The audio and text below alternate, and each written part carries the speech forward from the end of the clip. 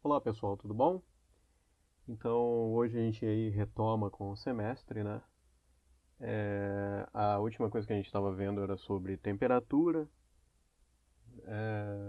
como que se definia a temperatura e os tipos de escala, né? Kelvin, Fahrenheit, escala Celsius, como muda de uma para outra. Então aqui a gente continua nesse assunto e a gente começa a ver então sobre a dilatação térmica, né? Então, por que que os objetos dilatam, né? Por que quando a gente aquece um objeto, por exemplo, uma panela de ferro, a água muda, né? O volume dela lá dentro, quando se transforma em gelo.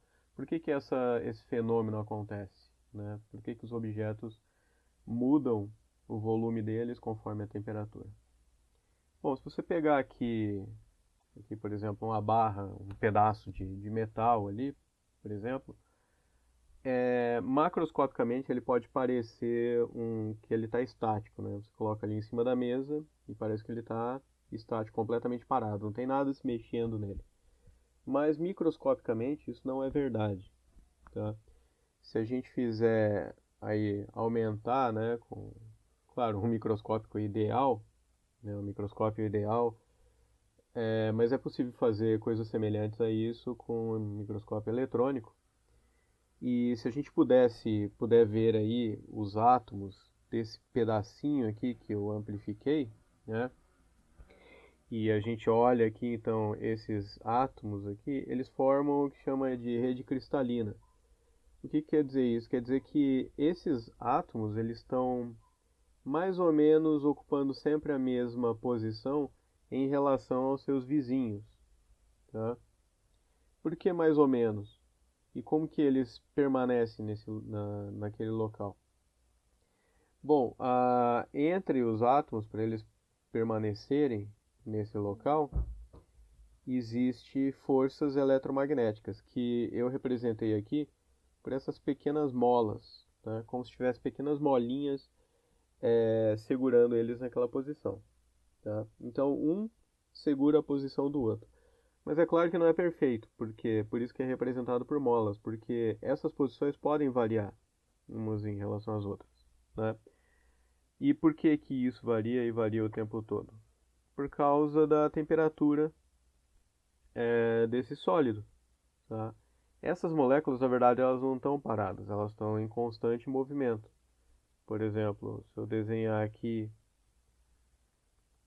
só três moléculas aqui, tá? Ou três átomos, né? Dependendo do elemento, do material que eu estou olhando. Então eu posso dizer que tem essas posições de repouso entre elas. Quer dizer que se não tivesse energia nenhuma, é onde elas estariam, né? Paradinhas ali. Mas claro que isso não acontece. Essa molécula aqui, por exemplo, ela fica oscilando de um lado para o outro, né? Então uma hora ela está aqui, por exemplo. Essa outra aqui também fica oscilando de um lado para o outro. E daí, por exemplo, ela está aqui. E essa aqui, mesma coisa, ela pode estar se aproximando dessa, tá? Então tem essas posições de equilíbrio aqui, mas essas três moléculas estão oscilando ali em relação uma às outras aqui, né? Ok, e essa oscilação, é claro que ela vai ter uma amplitude máxima aí, né? Então essa aqui pode oscilar daqui, aqui, até aqui, como se estivesse realmente presa a molas ali, né? E aqui é e aqui é a posição de equilíbrio, né? Então ela vai ter amplitudes ali. Essas amplitudes é que dependem da temperatura, tá? Então, quando eu aqueço, né, esse material macroscópico, que eu estou mostrando aqui, microscopicamente, essas moléculas começam a variar a amplitude delas. E quanto maior a temperatura, claro, tem elementos que não se comportam exatamente assim, mas quanto maior a temperatura, a gente espera que a amplitude dessas moléculas seja maior. E é na média dessa amplitude que, na verdade, a gente tem o que a gente chama do tamanho, né, do meu objeto. Por exemplo, aqui eu tenho esse material, né? De novo, estou olhando aqui, a uma certa temperatura. E aqui eu estou mostrando ele aí o tamanho do meu objeto e aqui as moléculas ali dentro, né? Como se estivessem arranjadas ali nessa rede cristalina com posições mais ou menos estabelecidas, né? E daí lembra que elas estão oscilando, isso aí não está parado, certo? Então, nessa temperatura eu posso dizer que a amplitude, né, da média aí de oscilação é essa aqui. E é claro que daí a soma de todas essas amplitudes aí que me dão o tamanho do objeto total, né, do objeto macroscópico. Agora, o que vai acontecer então quando eu aquecer esse objeto, né? Quando ele sofrer um aquecimento, representado ali pelo fogo, então. Quando eu aquecer esse objeto, ele aumenta de tamanho, mas por quê? Justamente porque a amplitude média aí deles, entre as moléculas, observa aí que eu coloquei o mesmo número de moléculas aqui, elas se afastaram uma das outras, né? Então essa amplitude aí aumentou, né? Por causa da temperatura. E por que que aumentou? Porque agora essa oscilação aqui, como eu aumentei a temperatura, essa oscilação, por exemplo, era até aqui, agora começa a oscilar mais, né? Começa a ter uma amplitude maior de um lado para o outro, obrigando então as vizinhas dela também, né? Todas estão recebendo mais energia, então elas também vão ter que se afastar para oscilar aqui, ok? E daí o que a gente percebe macroscopicamente é que o objeto aumenta de tamanho, tá? E é claro que daí isso aí, uma segunda coisa que a gente pode falar, é que isso depende do material, né? Ou seja, depende dos átomos e moléculas dos quais esse material é feito, né? Então, por exemplo, o vidro, as moléculas dele vão se comportar de uma forma. Para a mesma aumento de temperatura, o ferro, por exemplo, já vai se comportar de uma outra forma. Então, por exemplo, o ferro vai se expandir mais do que o vidro. Então, só colocando aqui, a gente pode dizer que é o mesmo material, a única coisa que muda aqui é o arranjo cristalino, né? Então, a gente tem desse lado aqui o vidro, né? O vidro comum. Você pode ver que é feito de sílica e oxigênio, tá? E desse lado aqui a gente tem, são os mesmos átomos, só que muda ali a rede cristalina, é mais organizado, né? E daí forma o que a gente chama de quartzo, que a gente percebe como sendo mais bonito, né? Tem reflexões ali dentro e tal. Bom, mas o que importa aqui pra gente é que esse arranjo estrutural aí também muda, né? Como que esse objeto vai se expandir e também muda, é claro, dependendo dos átomos, né? Que é sílica e oxigênio. Por exemplo, se for ferro, o arranjo é diferente e claro que a expansão vai ser diferente. Então a expansão depende do material. E como é que a gente calcula então essa expansão?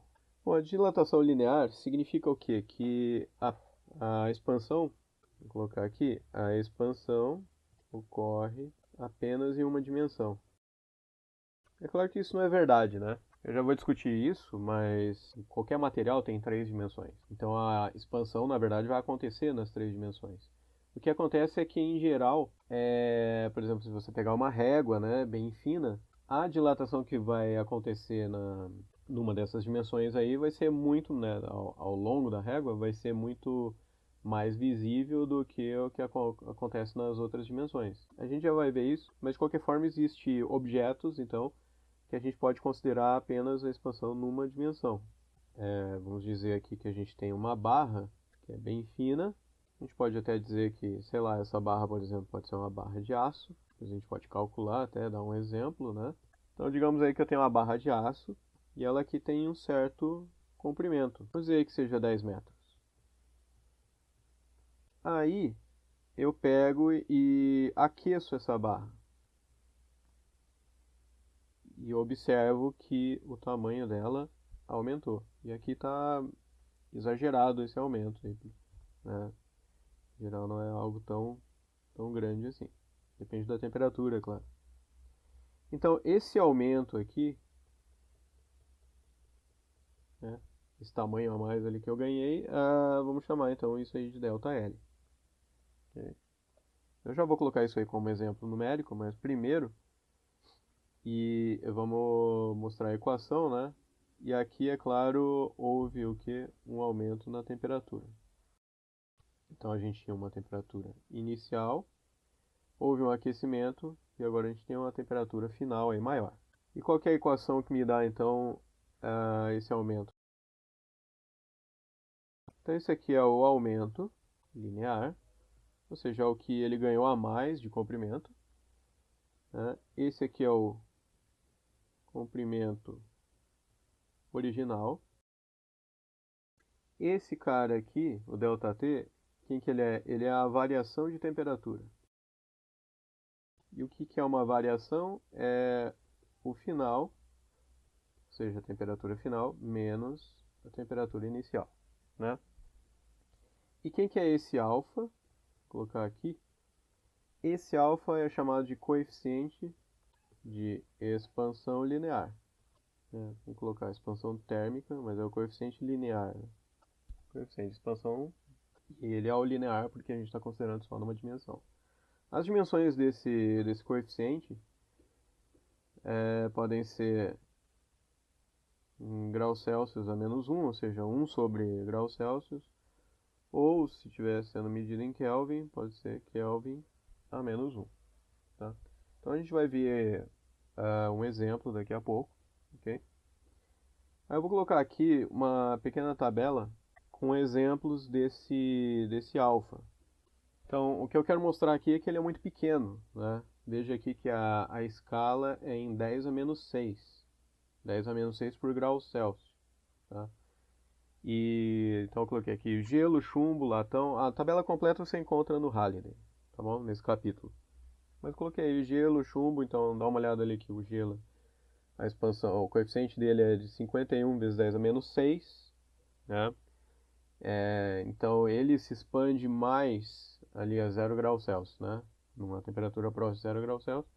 Você pode ver que ele se expande mais do que o chumbo. O chumbo expande 29 vezes 10 a menos 6, né, por grau Celsius.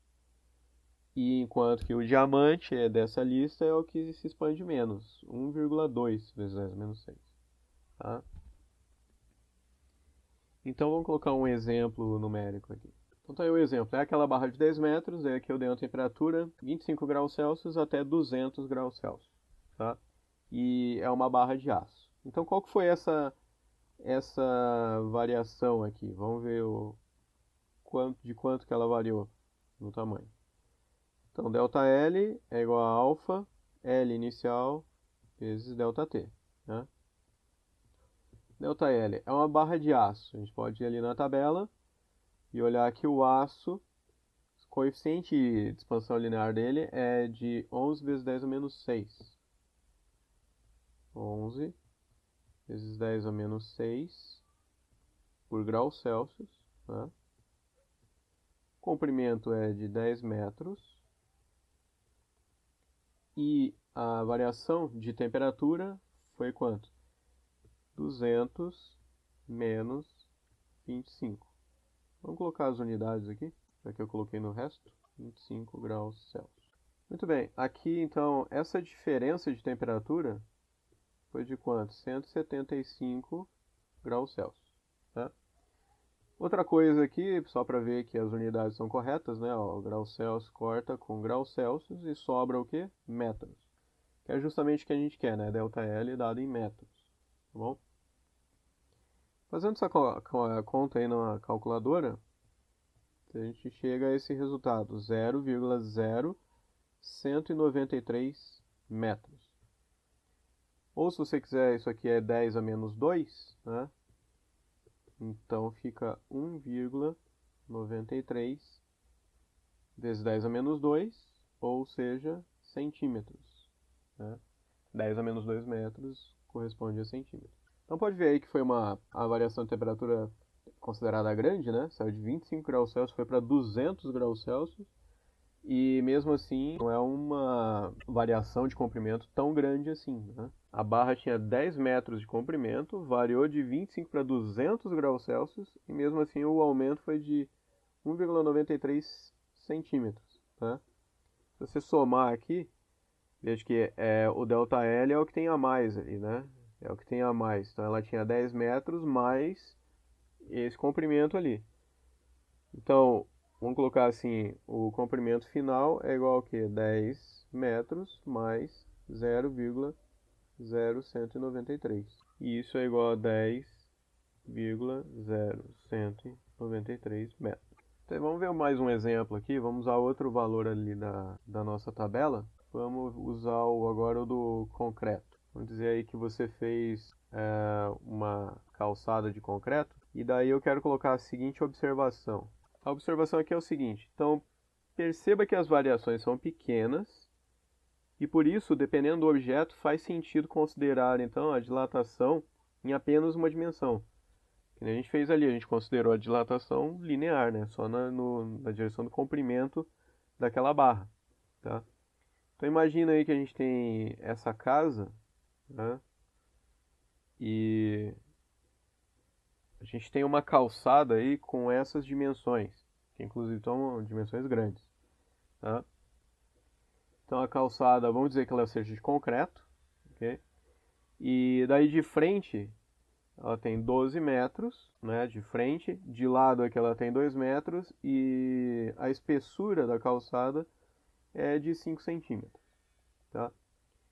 Vamos colocar aí uma variação normal assim de temperatura num certo dia e ver o que acontece com cada uma dessas dimensões. Então a variação que eu vou usar é inspirada aqui em Lages, para previsão de tempo aí dos próximos dias. Aonde tem um certo dia aí que vai ter uma temperatura mínima prevista de 14 graus Celsius e uma temperatura máxima prevista de 28 graus Celsius, né?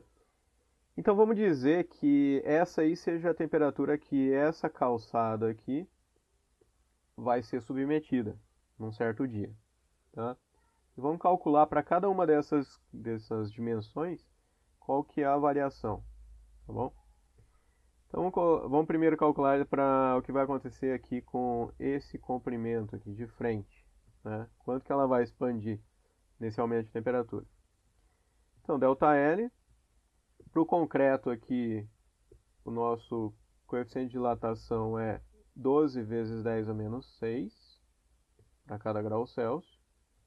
Então, coloca aí 12 vezes 10 a menos 6 por grau Celsius, tá? O comprimento de frente ali é 12 metros. E a variação de temperatura aqui é 14 graus Celsius, né? Tá? Então coloca aqui 14 graus Celsius. Unidades todas corretas, né? Então o ΔL aí vai dar, jogando a calculadora de novo, dá 0,002 metros de aumento ali no comprimento, né?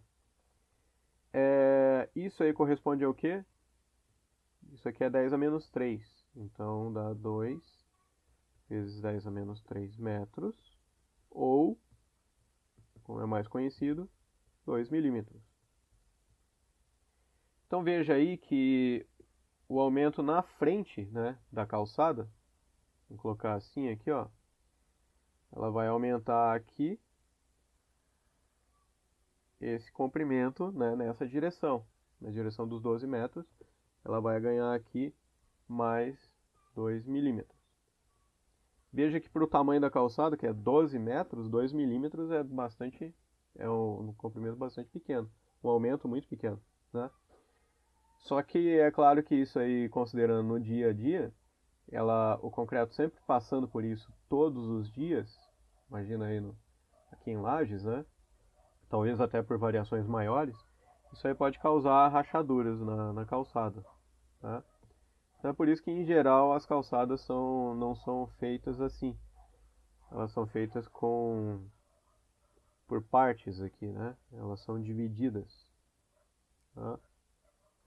Justamente porque daí você diminui esse comprimento aqui, e daí, claro que se para 12 metros a variação foi de 2 milímetros, para um comprimento desse aqui a variação vai ser menor ainda, né? Você deixa um espaçozinho aqui entre cada parte dessa aqui, dando uma folga ali para ela conseguir expandir, né? Um pouquinho, e daí você evita as rachaduras na calçada. Ok? Muito bem, vamos voltar para a calçada que estava antes. E daí vamos olhar agora outra direção aqui.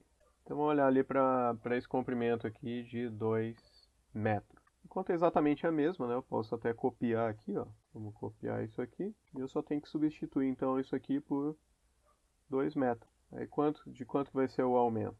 Aqui vai dar 0,0003 e isso corresponde, multiplicando aí por 10 a terceira, né? Isso aqui vai dar 0,3 milímetros.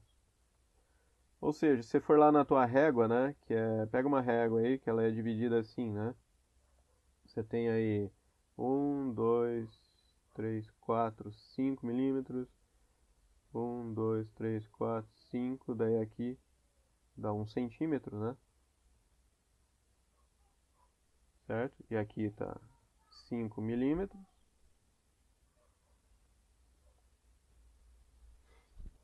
Então seria a mesma coisa que pegar esse aumento aí. Você pega um desses milímetros aqui e divide ele aí em 3 partes. Tá? E daí pega uma dessas partes. Então divide aqui e aqui. Esse é o aumento na tua calçada nessa direção aqui. Né? Então observa que como o tamanho inicial era muito pequeno, esse aumento aqui também vai ser muito pequeno, praticamente imperceptível. Né? Eu diria que imperceptível mesmo, porque com as réguas que a gente tem, pelo menos normalmente, você não conseguiria ver essa diferença. Seria praticamente um chute. Né? E daí para terminar, então vamos pegar na espessura agora da calçada, que é 5 centímetros. Então, de novo, copiei aqui. Então vamos pegar aqui 5 centímetros é 5 vezes 10 a menos 2.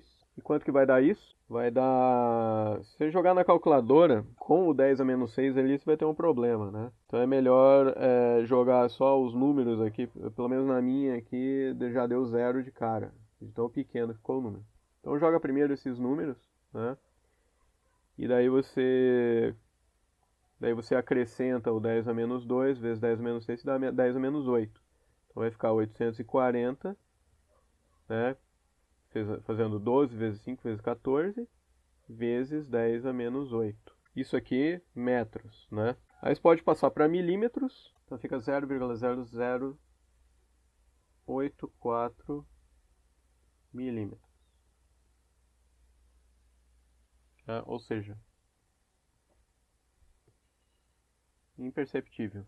Muito bem, daí a gente passa para a dilatação volumétrica, né? Então, se todas as dimensões ali forem relevantes no sólido que a gente estiver analisando, então a gente vai ter uma dilatação volumétrica. Tá? Ou seja, nesse caso aqui a gente tinha dimensões que eram desprezíveis as variações, né? A única que realmente aparecia alguma coisa era nessa direção aqui. No caso da dilatação volumétrica, não. Todas as dimensões são relevantes na hora da expansão. Okay? A equação aqui é bem simples também, bem semelhante à dilatação linear. Okay? Então a gente tem aí a variação do volume. Aqui, semelhante ao outro lá, aqui há o volume inicial. Certo? Essa aqui também é a variação de temperatura. E esse beta, a letra grega beta, é o coeficiente de dilatação volumétrica. Tá? Esse beta aí, ele tem uma...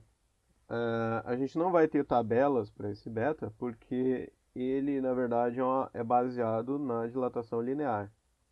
Já vou mostrar por quê. Mas tenha em mente, então, que o beta é igual a 3 vezes alfa. Então, se lá na tabela está dado o concreto, por exemplo, né? Você pega o alfa, que é dado na tabela, e multiplica por 3. Aí você tem o beta. Tá? Bom, para entender por que isso, vamos ver aqui. Por exemplo, vou pegar um cubo. Então vamos pegar esse cubo.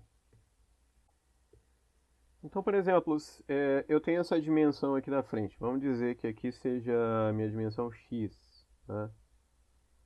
Então eu tenho esse comprimento aqui, é o comprimento x. Aí, se ele dilatar nessa direção aqui, então aumentou aí um ΔLx, certo? Então eu posso dizer que essa frente aqui aumentou, tá? Muito bem. Só que lembra que todas as dimensões são relevantes na dilatação, né? Então, por exemplo, esse lado aqui, vamos chamar aqui de Ly, ele também pode dilatar, né? E eu vou ter um comprimento aqui a mais, vamos chamar de ΔLy. Okay? Ou seja, ele expandiu também nessa dimensão, certo? Ok. Só que além disso tem a altura, né? Então, por exemplo, se eu tenho aqui essa altura, vamos chamar de Lz, ele ainda pode aumentar aqui, né? Eu vou exagerar um pouco. E aqui vai ter um ΔLz. Okay? Ou seja, vai aumentar mais esse tanto aqui. Certo? Então, combinando aí essas dilatações, a gente vai ter mais ou menos esse desenho aqui. Então, aqui vejo que essa área de frente aqui aumentou e agora virou essa aqui. Tá?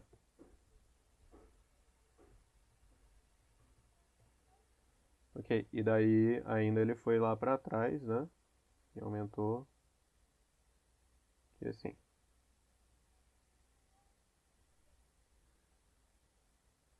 Então veja aí, né? O aumento nas 3 dimensões daquele cubo inicial. Ok, então como é que eu faço aí a conta, então? Considerando só as expansões lineares, né?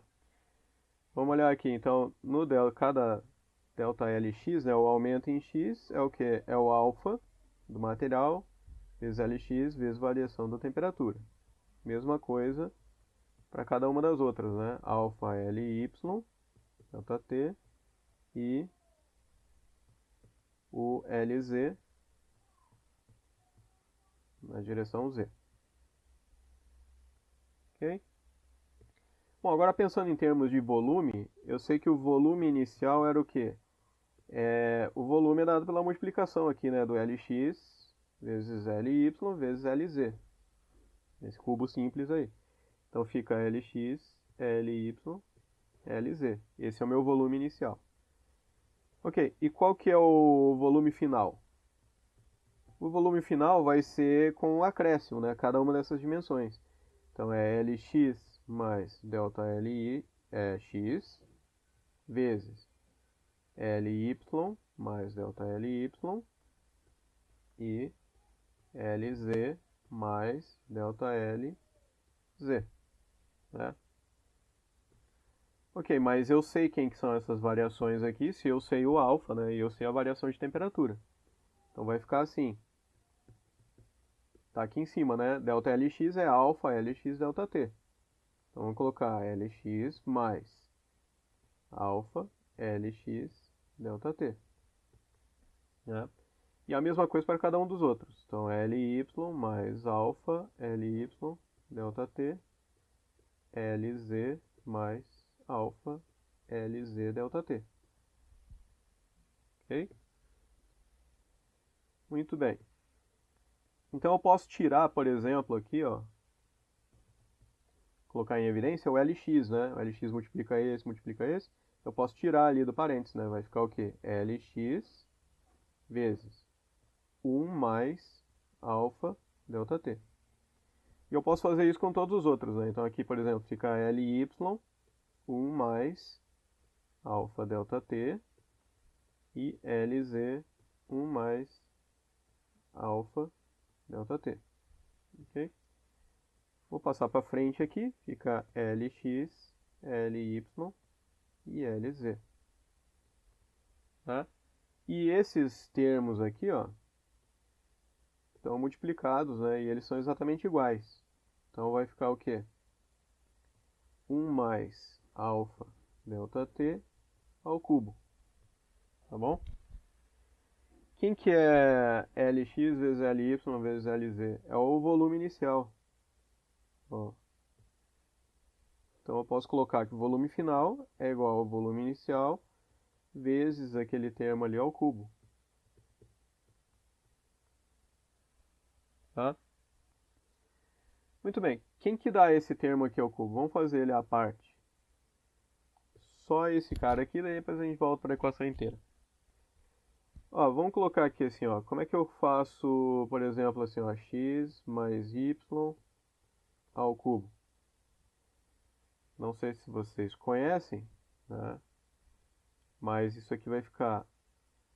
Tem os coeficientes. Vamos olhar aqui, eu vou explicar aqui de lado, ó. Primeiro.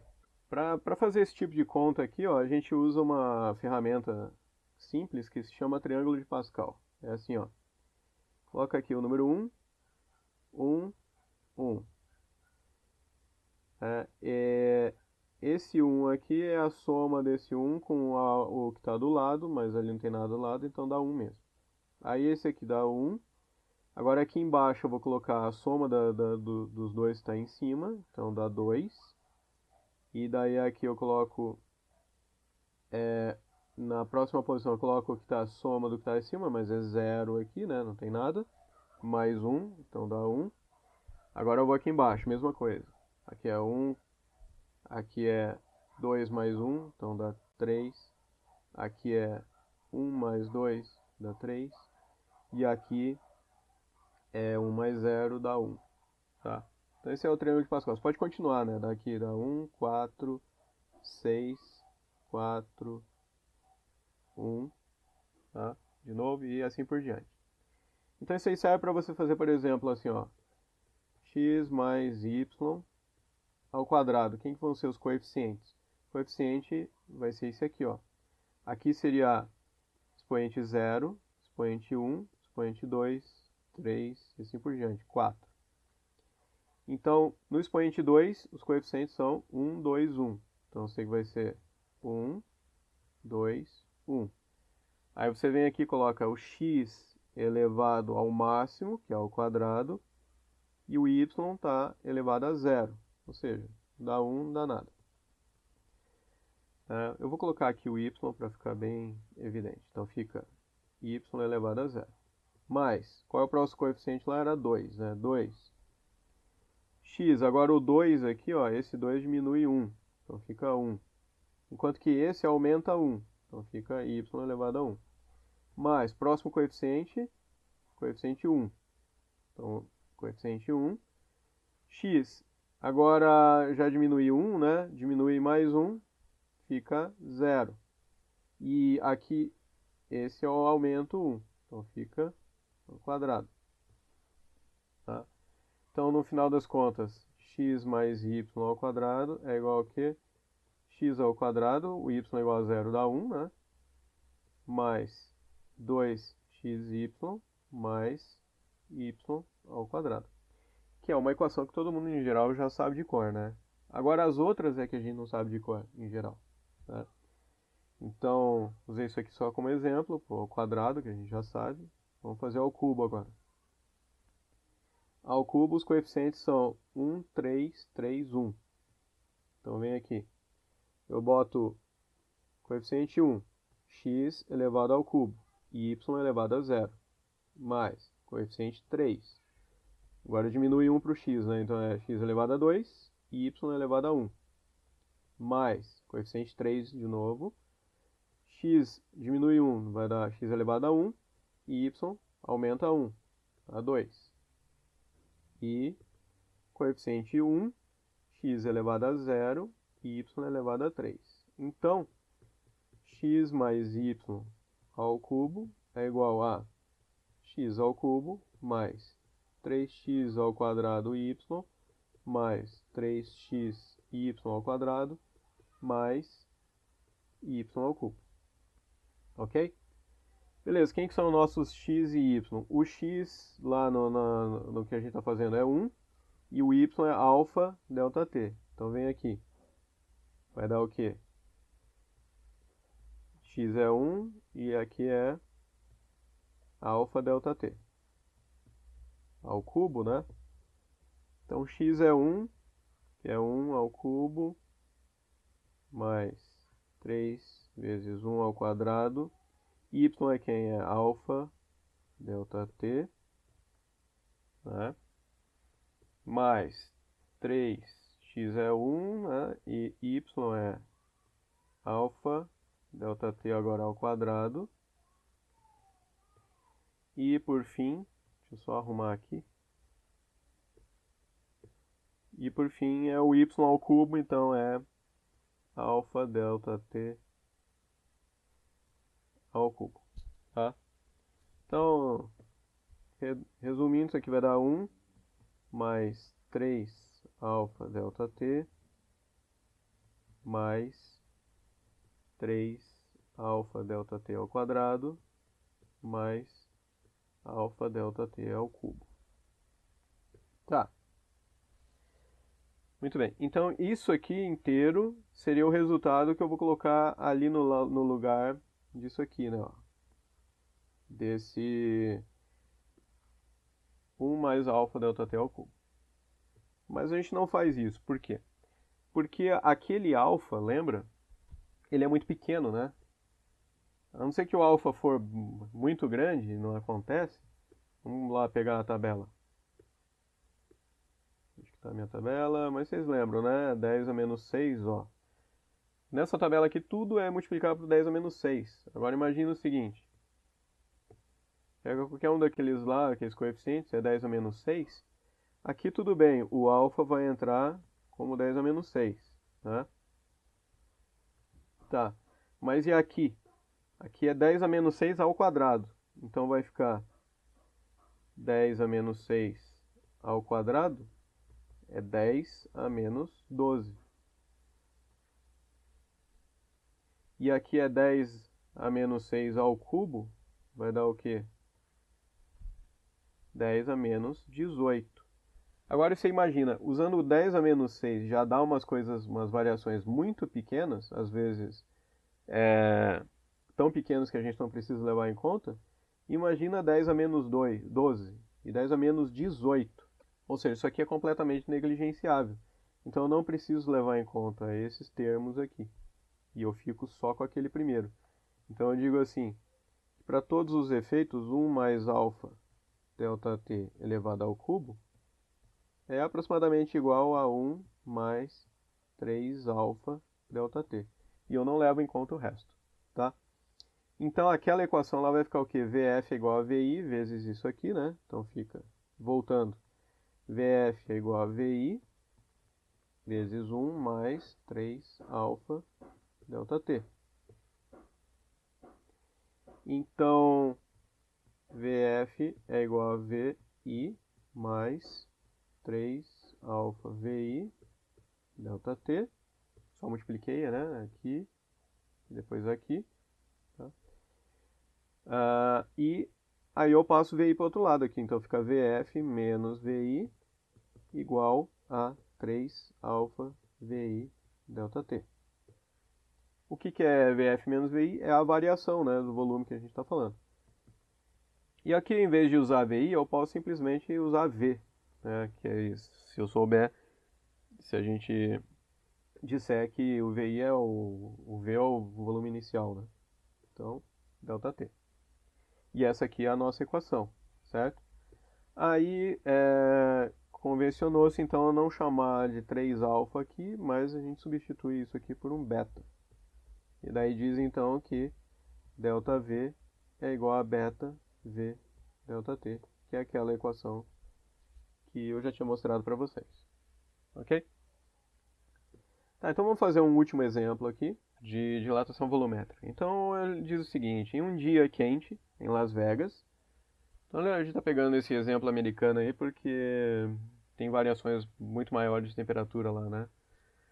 Mas são possíveis variações bem grandes. Então, num dia quente em Las Vegas, um caminhão-tanque foi carregado com 37 mil litros de óleo diesel. Ok. Ele encontrou então um tempo frio ao chegar em Utah, onde a temperatura era de 23 kelvins abaixo de Las Vegas. Okay? Ou seja, foi uma variação de menos 23 Kelvin, né? Porque caiu a temperatura. Quantos litros foram descarregados? Aí ele diz o seguinte, que o beta do diesel aqui nem dá o alfa, ele já te dá o beta. É 9,5 vezes 10 a menos 4 para cada grau Celsius. E o beta do aço é 11 vezes 10 a menos 6 para cada grau Celsius. Ok, agora lembra o seguinte, né, que no caminhão-tanque, então vamos colocar assim, ó. Então aqui é o tanque do caminhão e é claro que o diesel está aqui dentro, né? Vou colocar assim, ó, aqui está o diesel, tá? Então, quem que está variando mais aí? O aço, que é isso que está aqui fora, né? Ou o diesel varia mais? Você pode ver ali que para cada grau Celsius, o diesel varia muito mais, né? Por quê? Coloca ali na mesma ordem de grandeza, certo? Se a gente for colocar aqui a 10 a menos 6, então eu multiplicaria, né, por 10 a menos 6, ó, eu tenho que fazer assim. Ali está 10 a menos 4, então eu tenho que multiplicar por 10 a menos 2, né? Para dar 10 a menos 6. Menos 4 com menos 2 dá 10 a menos 6. Para não modificar o meu número, eu tenho que multiplicar então aqui por 10 a 2. Tá? Então aqui vai ficar o que? 950 vezes 10 a menos 6. Okay? Ou seja, se eu colocar na mesma base aqui, né, que é 10 a menos 6, a variação do diesel é muito maior, ó, é 950 vezes 10 a menos 6 para cada grau Celsius. E o do aço é só 11. Então o diesel está variando muito mais para cada grau Celsius de variação. Ou seja, eu não preciso considerar ali o aço, né? O aço vai variar um pouquinho, mas ele vai continuar conseguindo ali, né, manter o diesel ali dentro, porque o diesel vai diminuir de volume muito mais do que o aço. Okay?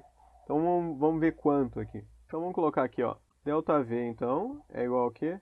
Beta V inicial, né, vezes ΔT. Então vai ficar o beta é o do diesel, que eu estou considerando, então é 9,5 vezes 10 a menos 4. O volume inicial era 37 mil litros. Tá? Isso aqui é para cada grau Celsius, né? E a temperatura, ele falou que caiu 23 Kelvin. Aqui tem uma pequena coisa a se considerar, mas eu vou colocar direto, depois eu explico, tá? A queda na temperatura, então a variação é negativa, certo? 23 Kelvin, a variação de 23 Kelvin é igual à variação de 23 graus Celsius. Então você pode usar Celsius ou Kelvin, desde que seja variação, tá? É claro que temperaturas, Celsius e Kelvin, são diferentes, mas a variação é igual, depois eu vou mostrar isso. Vamos terminar aqui primeiro, então. Aí, por que eu tenho que pensar que isso aqui é Celsius, né? Pelo menos tomar esse cuidado, porque aqui é Celsius no beta que ele me deu. Tá? Muito bem, então fazendo essa conta aí, eu descubro que o volume variou a menos 808 litros. Tá? Então qual que foi o volume final descarregado? O que é variação de volume? ΔV é volume final menos volume inicial. ΔV é igual a menos 808 litros, certo?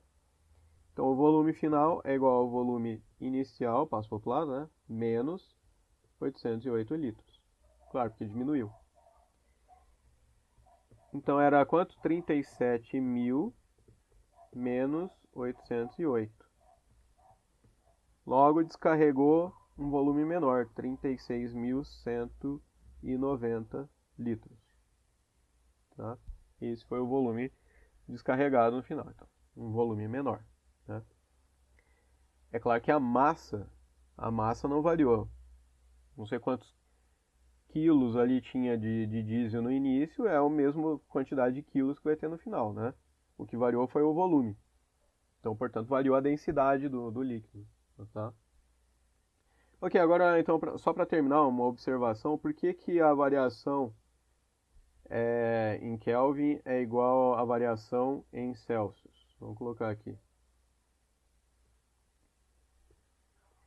Então vamos dizer que eu tenho aí uma temperatura inicial, tá? Que é dada em Kelvin, e a temperatura final dada em Kelvin. Como é que eu transformo isso para Celsius? Então essa temperatura, vamos chamar ainda de temperatura inicial, mas em Celsius, se eu for transformar, né?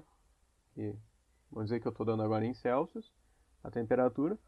Então, para transformar, eu tenho que subtrair 273,16, tá? Graus Celsius. Então, se eu botar aqui uma temperatura em Celsius, subtraio menos 273,16, eu vou ter uma temperatura em Kelvin. É aquela equaçãozinha de transformação que você já viu. Mesma coisa acontece com o Kelvin, né? Então, se eu transformar ali para Celsius, né? Então também é 273,16 menos. Agora, eu faço aqui um ΔT, né? Em Kelvin, o que é ΔT? É a temperatura final menos temperatura inicial. Certo?